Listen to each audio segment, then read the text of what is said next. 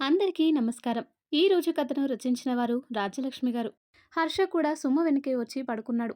ఏంటో ఈ గొడవలు వచ్చినప్పుడు అంతవరకు ఎంతో ప్రియంగా ఉన్న వారిని శత్రువుల పరాయి వ్యక్తుల్లాగా చూడాలంటే, అది కూడా భార్యాభర్తల మధ్య కీచులాటలు వచ్చినప్పుడు చాలా ఇబ్బందికరంగా ఉంటుంది.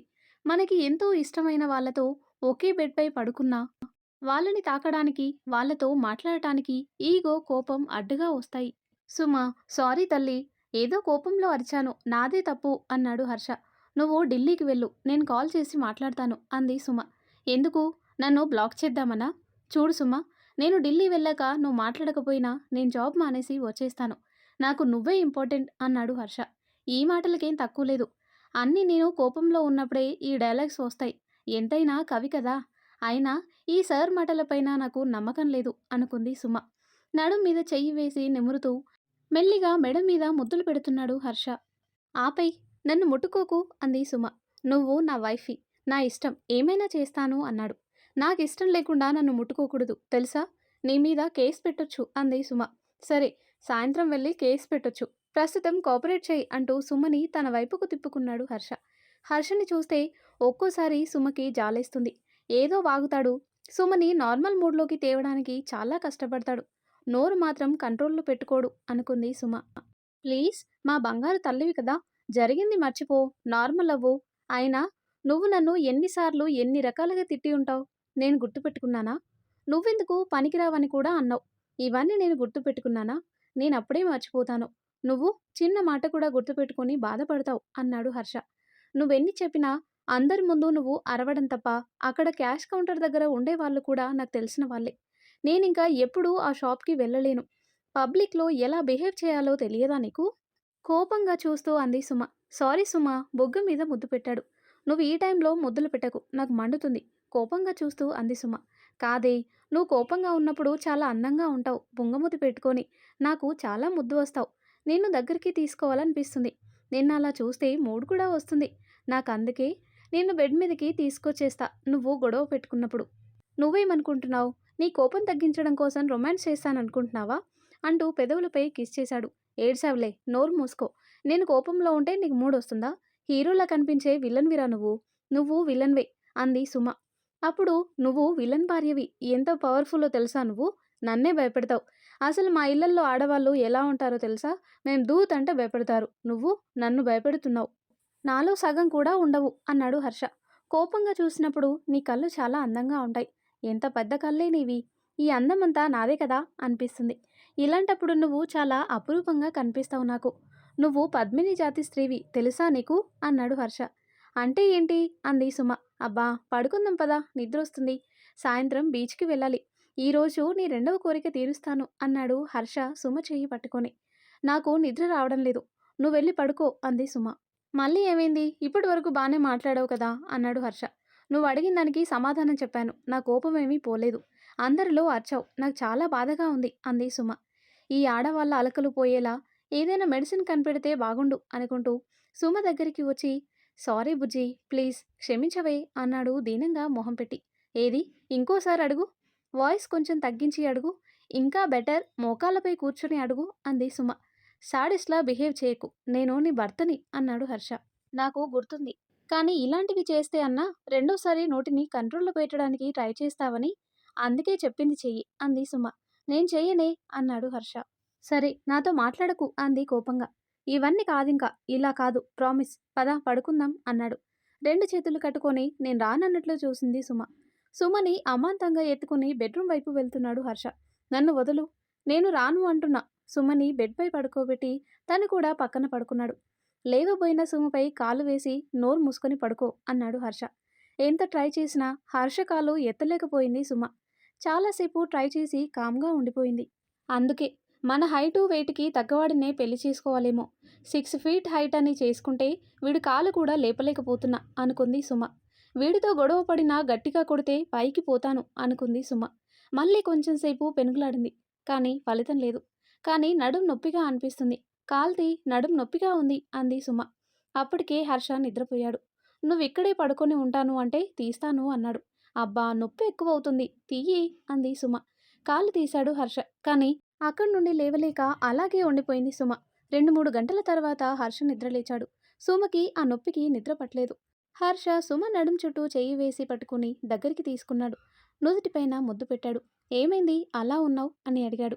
నడుం పట్టేసింది. అంతా నీ వల్లే. నువ్వలా కాలు వేయడం వల్లే ఇలా జరిగింది అంది బుంగమూతి పెడుతూ. అయ్యో! సారీ బుజ్జీ. నిన్ను నా పక్కన ఉంచుకుందామని ఆపాను. ఇలా జరుగుతుందనుకోలేదు అన్నాడు హర్ష. జండుబాం పూయేనా అని అడిగాడు హర్ష. అడగాల? పూసి మసాజ్ చెయ్యి అంది సుమ. సుమ వెనక్కి తిరిగి పడుకుంది. చీర కాబట్టి నడుం బాగా కనిపిస్తుంది. ఎక్కడ నొప్పి అని అడిగాడు హర్ష.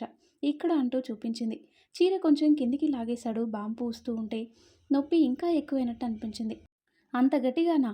నీ బలమంతా చూపించకు, లైట్గా చెయ్యి అని చెప్పింది. వెనుక నుండి కూడా ఎంత బాగుందో దీని నడుము. తెల్లగా కలువ పువ్వులాగా ఉంది. శరీరమైతే సున్నితంగా కూడా ఉంది అనుకుంటూ నడుం మీద ఉన్న పుట్టుమచ్చని చూశాడు. ఈ తెల్లటి శరీరం మీద ఆ పుట్టుమచ్చ ఎంత బాగుందో అనుకుంటూ ఆ పుట్టుమచ్చపై మెల్లిగా ముద్దు పెట్టాడు హర్ష. చాలా హాయిగా అనిపించింది సుమకి. మసాజ్ కంటే ముద్దే బాగుంది అనుకో. నువ్వేంటి రొమాన్స్ కూడా మొరటుగా చేస్తావు, కొంచెం సున్నితంగా చేయమని ఎన్నిసార్లు చెప్పాలి అంది సుమ. నాకు అలాగే ఇష్టం, అందుకే అలాగే చేస్తున్నా. పక్కన వాళ్ళ ఇష్టం కూడా గమనిస్తే బాగుంటుంది. ఎందుకంటే ఇందులో నేను నీ పార్ట్నర్ను నేను అంది సుమ. నువ్వు నా పార్ట్నర్ కాదే, నా యజమానివి, నా దేవతవి అంటూ ఫాస్ట్గా ముద్దలు పెడుతున్నాడు. ఎంత ఫాస్ట్గా అంటే ఊపిరి ఆడటం లేదు. ఇంకా ఆగడు. 20 మినిట్స్ తర్వాతే ఇంకా ఆగేది. అప్పటి వరకు నాది ప్రేక్షక పాత్రే. కాకపోతే ఆ అనుభూతిని ఆస్వాదిస్తూ ప్రతిస్పందిస్తూ ఉంటాను అనుకుంటూ హర్ష వైపు చూసి కళ్ళు మూసుకుంది సుమ. శృంగార రసయాత్రలో మునిగి తేలి అలసి ఇద్దరూ నిద్రలోకి జారుకున్నారు. ఎప్పటికో సుమకి మెలకువ వచ్చి టైం చూసింది. 7 అయ్యింది. వెంటనే హర్షని లేపింది. ఏంటి నీ గోల అన్నాడు హర్ష. నన్ను బీచ్కి తీసుకెళ్తానన్నావు కదా, లే రెడీ అవ్వు అంది. ఇంకెప్పుడైనా వెళ్దాం, అంత అర్జెంట్ ఏం లేదుగా అన్నాడు. 2 ఇయర్స్ నుండి తీసుకువెళ్తూనే ఉన్నావు అంది సుమ. ఈ దెప్పి పొడుపు మాటలు ఎప్పుడు మానేస్తావు అన్నాడు అరుస్తున్నట్లు. పడుకోరా, బాగా పడుకో. నిద్రమొహం. ఎంత నిద్రపోయినా సరిపోదు ఈ మానవుడికి. ఏసీ ఫ్యాన్ ఆపి ఏసీ రిమోట్ తీసుకొని హాల్లోకి వచ్చేసింది సుమ. గాలి లేకుండా అస్సలు ఉండలేడు హర్ష. తను కూడా హాల్లోకి వచ్చాడు. హాల్లో దివాన్ మీదే పడుకున్నాడు. అంతా నా తలరాత అనుకుంటూ. బాధగా ఫేస్ పెట్టుకొని కూర్చుంది సుమ. 7:45కి లేచాడు హర్ష. రెడీ అయ్యావా అని అడిగాడు. నువ్వు చెప్పావా రెడీ అవ్వమని? నిద్రపోతూనే ఉన్నావు అంది ఉక్రోషంగా. ఇప్పుడేంటి? నువ్వు వెన్నెల్లో బీచ్లో చందమామని చూడాలి అంతేగా. సర్లే, రెడీ ఏం వద్దు, బాగానే ఉన్నావు, పద వెళ్దాం అన్నాడు. అంటే సారీలో ఉన్నా కదా, పర్లేదా అంది. పర్లేదు, జడ వేసుకొని ఫేస్ వాష్ చేసుకో చాలు అన్నాడు. సరే 2 నిమిషాలని తొందరగా రెడీ అయిపోతుంది. ఇద్దరు బైక్పై వెళ్తున్నారు. సుమ ముఖం వెలిగిపోతుంది. ఇది తన 6 ఇయర్స్ కల ఇప్పుడు నిజం కాబోతుంది. కళాలిత వ్యక్తులు అనే నోవెల్ తను డిగ్రీ చదివేటప్పుడు స్పెషల్ తెలుగు కాబట్టి సబ్జెక్ట్లో వచ్చింది. అందులో స్టోరీ వైజాగ్లో జరుగుతుంది కాబట్టి వాళ్ళు సరదాగా వెన్నెల్లో బీచ్కి వెళ్ళినట్లు చదివిన రోజు నుండి సుమకి వెళ్ళాలని ఇష్టం. సుమకి చాలా సంతోషంగా ఉంది. కొన్ని అనుభూతులు అనుభవించాలి, మంచి జ్ఞాపకాలుగా వాటిని గుర్తుపెట్టుకోవాలి. ఈ లైఫ్ దేవుడిచ్చిందే, హ్యాపీగా బ్రతకమని. 2 చేతులతో హర్షని గట్టిగా పట్టుకొని తన భుజంపై తల పెట్టుకొని కళ్ళు మూసుకుంది. గొడవ అయినప్పుడు మాత్రం అస్సలు బైక్ పైన ఉన్న హర్షని తాకదు. అప్పుడైతే ఏమే పట్టుకోలేదు, పట్టుకో అంటూ సుమ 2 చేతులు నడుము చుట్టూ వేసుకుంటాడు. మొత్తానికి చేతులు నడుము చుట్టూ వేసుకుంటాడు. మొత్తానికి కొన్ని అలవాటు చేసేశాను హర్షకి. బైక్ మీద వెళ్ళే ప్రతిసారి ఇలాగే చేస్తుంది సుమ. ఎందుకో హర్షకి ఎప్పుడూ దగ్గరగా ఉండటం సుమకి ఇష్టం. ఇంత ఇష్టం ఉండటం వల్లనో ఏమో జాబ్ దూరంగా వచ్చి దూరం అయిపోయా అనుకుంది. లేదులే, ఎప్పుడు పాజిటివ్గానే ఆలోచించాలి, నెగిటివ్గా ఆలోచించడం కరెక్ట్ కాదు. తొందరగా దగ్గరలో జాబ్ వస్తే వారానికి ఒకసారైనా కలుస్తామనుకుంది సుమ. బైక్పై వెళ్ళే దారిలో చందమామనే చూస్తూ ఉంది. ఎందుకో చిన్నప్పటి నుండి చందమామ అంటే చాలా ఇష్టం సుమకి. పౌర్ణమి రోజు డాబా మీద పడుకొని చందమామని చూస్తూ ఉండేది. ఇంతలో బీచ్ దగ్గరికి వచ్చేసాం. బైక్ దిగ్గగానే సుమ చెయ్యి పట్టుకుని బీచ్ దగ్గరికి తీసుకెళ్లాడు హర్ష. వెన్నెల్లో సముద్రాన్ని చూడటం అది నిజంగా ఒక అనుభూతి. అది అనుభవించాల్సిందే. ఆ అందం వర్ణనాతీతం. అప్పటి వరకు సుమ కోసం అక్కడికి వచ్చిన హర్ష ఆ అద్భుత దృశ్యం చూసిన తర్వాత అలాగే చూస్తూ ఉండిపోయాడు. ఎంత బాగుందో కదా అన్నాడు సముద్రం వైపు చూస్తూ.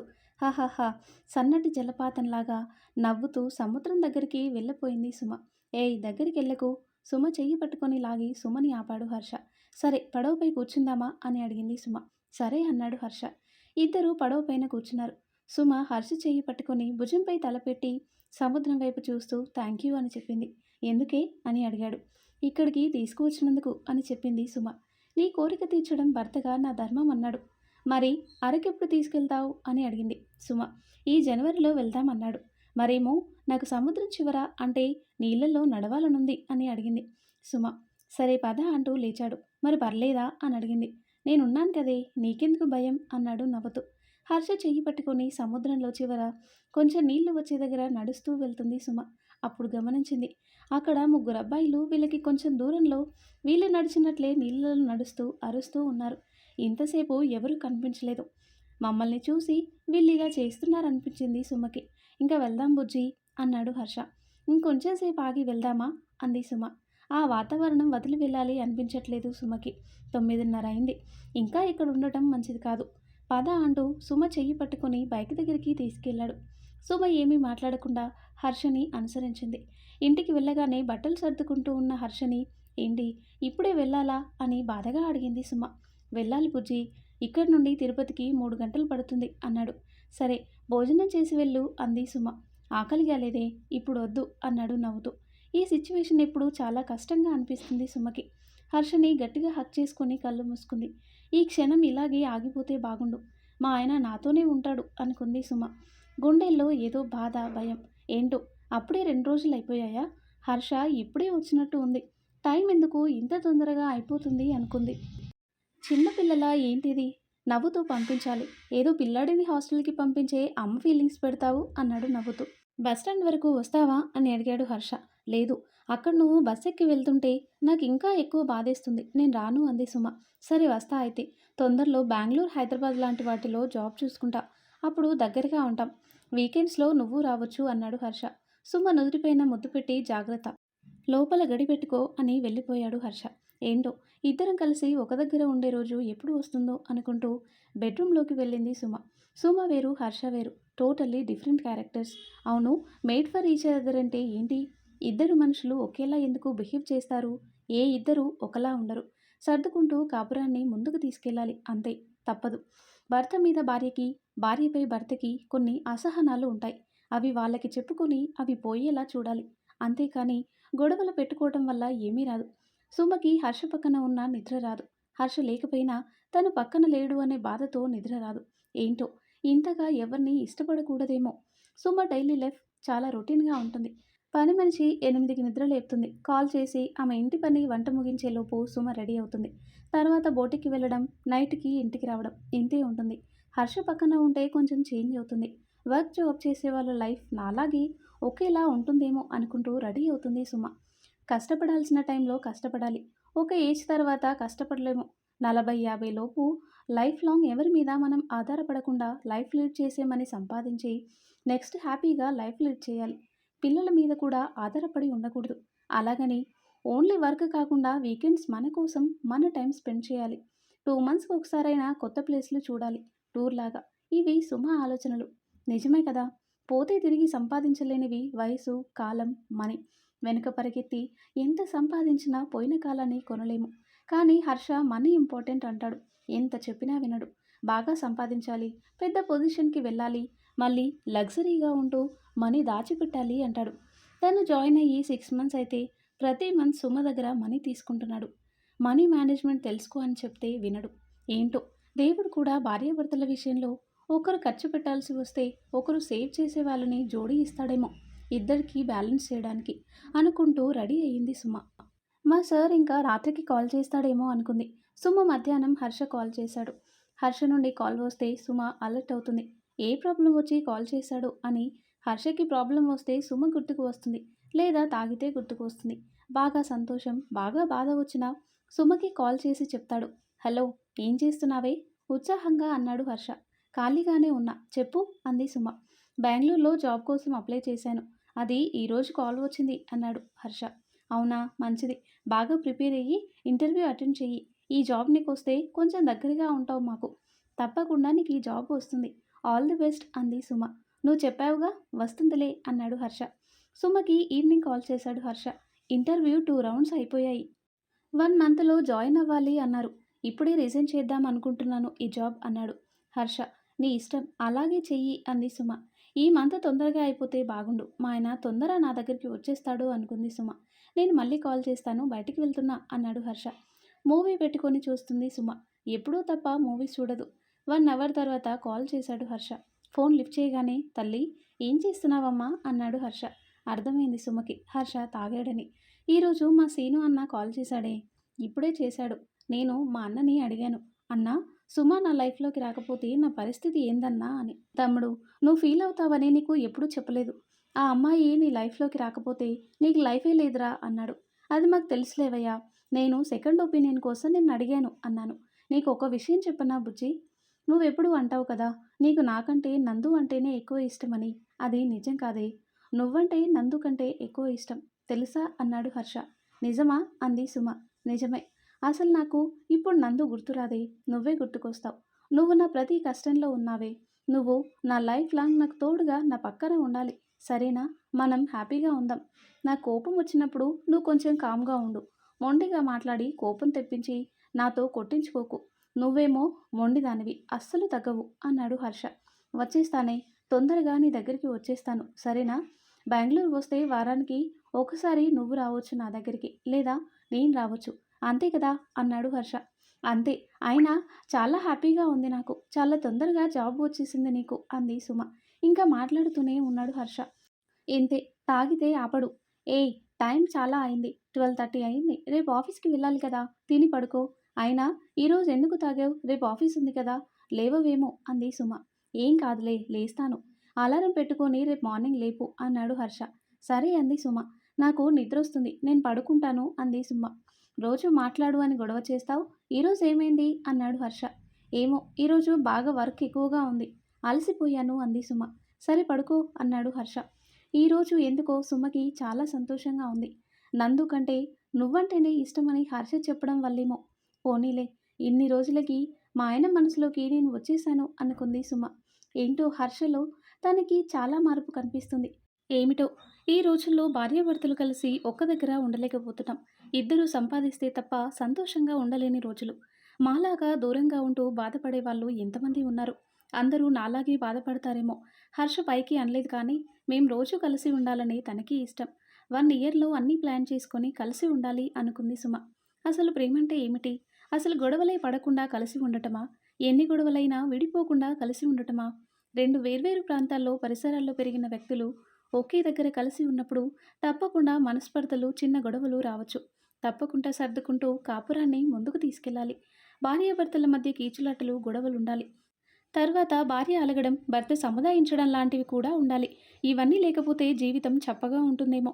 హర్ష మా మధ్య గొడవలే రాకూడదు అనుకుంటాడు. కానీ ఆయన మాటల వల్లే గొడవలు వస్తాయి. కానీ ఏ మాటకు ఆ మాటే చెప్పాలి. ఎప్పుడు గొడవైనా గొడవ సద్దు మణిగేలా చేసేది హర్షనే. సుమకి భయం లేదు. ఎంత పెద్ద గొడవైనా హర్ష సుమని వదలడు అనే నమ్మకం సుమలో ఉంది. నిజానికి సుమకైతే హర్ష హార్ట్లో ప్రజెంట్ తనే ఉందని నమ్ముతుంది. నందు జ్ఞాపకాలు చాలా వరకు హర్షలో పోయాయి. ఒకరోజు మాటల్లో నేనప్పుడు చాలా సిల్లిగా చేశానేమో అనిపించింది. అప్పుడల్లా పిచ్చోడిలా అవడమని కూడా అన్నాడు. అలా అనకు. అది విని నేను ఇంప్రెస్ అయ్యాను. లేకపోతే నీ లైఫ్లో నేను ఉండేదాన్ని కాదు అంది సుమ. ప్రతి ఒక్కరి లైఫ్లో ఫస్ట్ లవ్ ఉంటుంది. లవ్ చేసిన వాళ్ళని మిస్ అయిన తర్వాత తమ లైఫ్లోకి వచ్చిన వారితో హ్యాపీగా ఉండాలి. హర్ష అన్న మాట ఒకటి నిజం. పోయిన వాళ్ళ గురించి ఆలోచించి ఉన్న వాళ్ళని బాధ పెట్టడం కరెక్ట్ కాదు. కాలంతో మనసులు మారతాయి. మనసుకు తగిలిన గాయాలని కాలం మాన్పుతుంది. శరీరంకి తగిలిన గాయమైనా మొదట్లో ఉన్న నొప్పి తర్వాత ఉండదు కదా. భార్యాభర్తల గిల్లి కజ్జాలు జీవితాంతం ఉంటాయి. హర్ష సుమ తొందరలోనే కలిసి ఒకే చోట ఉండాలని కోరుకుందాం. సో ఇదండి సుమ హర్షాల స్టోరీ. ఈ స్టోరీ మీకు నచ్చితే తప్పకుండా లైక్ చేయండి. ఇలాంటి మరిన్ని ఇంట్రెస్టింగ్ స్టోరీస్ కోసం మన ఛానల్ని సబ్స్క్రైబ్ చేయండి. Thanks for watching.